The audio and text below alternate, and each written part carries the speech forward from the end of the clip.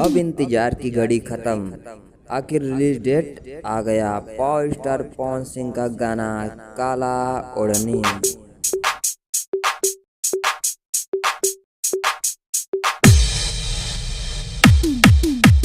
इस गाने को गाया था पावर स्टार पवन सिंह और शिल्पी राज ने,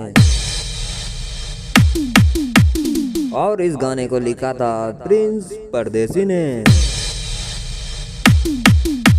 इस गाने को बहुत ही प्यारा म्यूजिक दिया है प्रियांशु सिंह ने।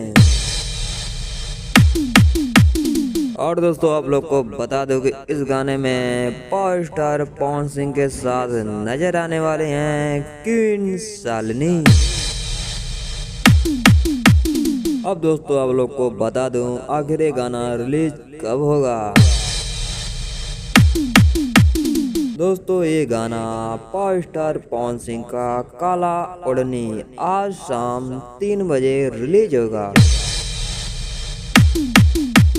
तो दोस्तों देखना ना भूलें, आज शाम 3 बजे पावर स्टार पवन सिंह का बहुत ही धमाकेदार गाना काला ओढ़नी। दोस्तों ऐसी ही जानकारी के लिए हमारे चैनल को सब्सक्राइब जरूर करें।